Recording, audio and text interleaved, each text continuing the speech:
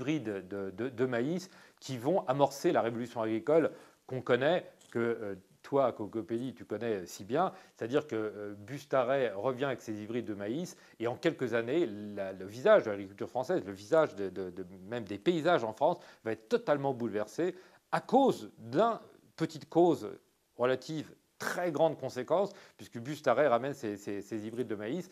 Il ne va pas se contenter de ça, Bustaret, donc, qui est le fondateur de l'INRA.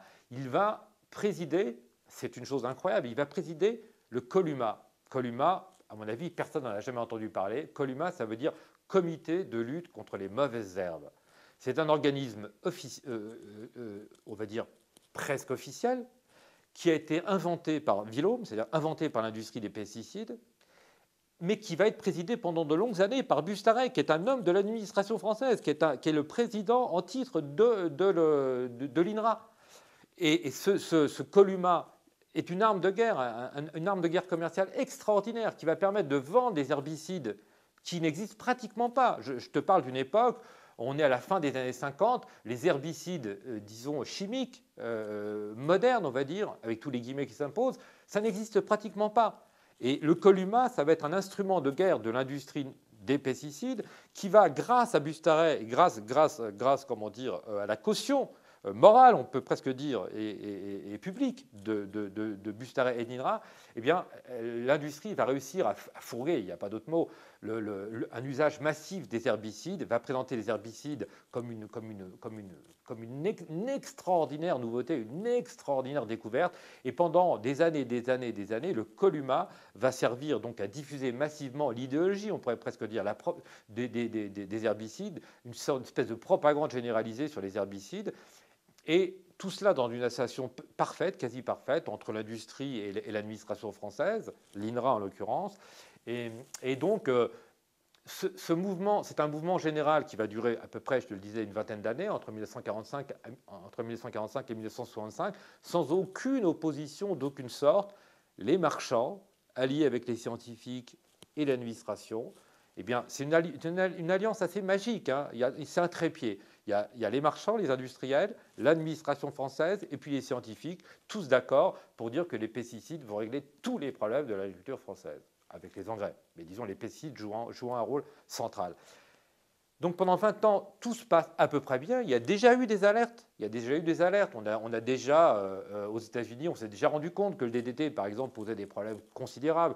On le sait, on l'a su peut-être 5, 6, 7 ans après le début des épandages importants de DDT aux États-Unis. Il y a eu des premières alertes, personne ne les a écoutées. Tu imagines bien que l'industrie a pris un effort considérable, est devenue une puissance économique et financière considérable, et évidemment, ça a commencé à s'arranger pour fermer le clapet, pour fermer la bouche à tous ceux qui commençaient à dire que ces produits nouveaux posaient des problèmes.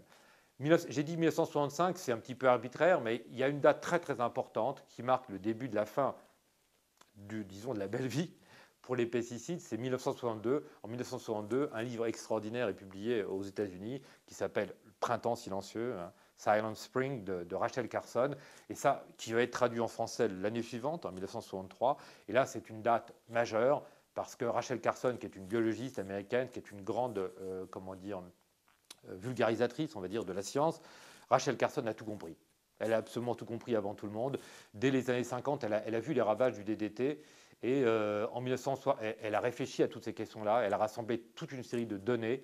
Et en 1962, elle publie ce livre fabuleux. C'est un chef-d'œuvre, je n'ai pas peur de le dire. Je n'attends qu'une chose, qu'il soit publié à nouveau en français. Hein, le livre date de 1963.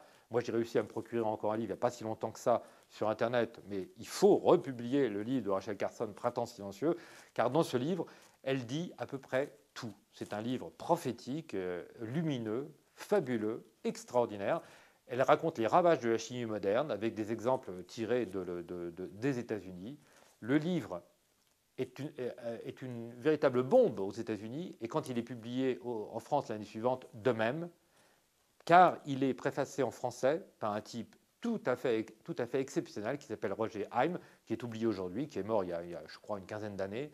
Roger Haim, en 1963, il est, tiens-toi bien, président de l'Académie des sciences, donc c'est l'autorité maximale des scientifiques en France, une autorité morale à peu près indiscutée. Il est non seulement président de l'Académie des sciences, mais il est aussi directeur général du Muséum national d'histoire naturelle. Il a cette double casquette de naturaliste et de très grand scientifique, puisqu'il est président de l'Académie des sciences.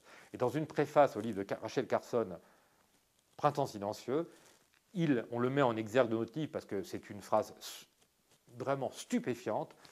Il se pose la question, je n'ai pas la phrase sous le nez, mais il se pose une question à peu près comme celle-ci. Quand mettra-t-on, il dit, on met en prison ou on fusille des gangsters, des escrocs, des tyrans, ou supposés tels, mais quand mettra-t-on en prison ceux qui pourrissent, ce n'est pas le mot qu'il emploie, mais ceux qui empoisonnent notre terre avec des produits issus de la chimie de synthèse, pour une seule et unique raison, la défense de leurs profits. Roger Haim fait une préface vraiment tout à fait étonnante au livre de Rachel Carson. Inutile de dire que Carson, tant aux États-Unis qu'en France, est traînée dans la boue d'une façon, à la hauteur des accusations qu'elle porte du reste, mais elle est vraiment traînée dans la boue d'une façon scandaleuse. Aux États-Unis, on dit qu'elle est hystérique, c'est une vieille folle, qu'elle est communiste, qu'elle est un agent du KGB. Hein, on est en pleine guerre froide, donc elle est considérée, elle est accusée par le magazine Time, qui était le grand magazine américain de l'époque, d'être une agente du KGB, purement et simplement. Elle est un ennemi de l'Amérique, parce qu'elle s'attaque à une des industries phares des États-Unis. Si elle s'attaque à l'industrie des pesticides, qui elle-même représente le progrès sur la Terre, alors forcément, elle est un agent des communistes, un agent du KGB. En France, les agents du lobby, les amis de Villaume est mort en 1957, mais évidemment, tous ses amis sont là, et l'industrie des pesticides tient totalement le secteur. En France aussi, Rachel Carson est vraiment traitée de vieille cinglée. C'est assez épouvantable en fait. Hein. Elle ne s'en remettra jamais d'ailleurs, Rachel Carson. Elle subit des attaques tout à fait répugnantes. Monsanto publie aux États-Unis, il faut le savoir, publie aux États-Unis un livre pour la déconsidérer, pour la discréditer, un livre la ridiculisant, montrant que si on écoutait Rachel Carson, eh bien les États-Unis mourraient de faim et avec eux le monde entier. Et donc, bref, elle est vraiment attaquée très très durement. Néanmoins, ça marque une date clé. À partir de ce moment-là, à partir de 1962-1963, on ne peut plus parler des pesticides comme avant. C'est-à-dire, à mon humble avis, on n'est plus dans la bonne foi. On passe dans un autre système.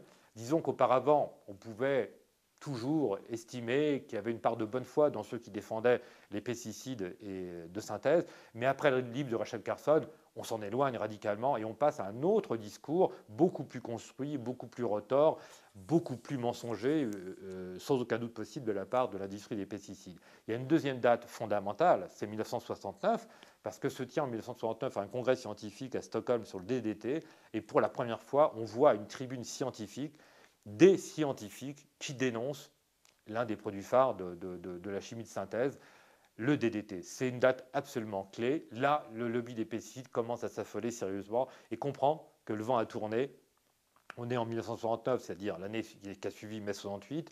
Il y a la première critique écologiste de la chimie de synthèse qui émerge dans la société. C'est la première fois qu'émerge publiquement, nettement, une critique de l'industrie chimique moderne et notamment de l'industrie des pesticides. Et là, alors là, tout change. C'est-à-dire que l'industrie des pesticides va basculer dans un système de franche mauvaise foi, de désinformation, de tromperie délibérée, de duplicité totale. Et l'exemple le plus flagrant de ce que je te dis là, c'est qu'en 1969, cette même année-là, et ce n'est pas un hasard, l'industrie des pesticides en France fait appel à un désinformateur professionnel qui s'appelle Marcel Valta, qui est un homme lui aussi assez extraordinaire, qui à mon avis est une franche crapule, disons les choses comme elles sont, et qui est l'homme qui, comment dire, l'industrie des pesticides en France, l'ancêtre donc de l'UIPP, hein, le lobby actuel des pesticides, embauche Marcel Valta et lui demande de lui fabriquer sur mesure un congrès scientifique truqué, complètement bidonné,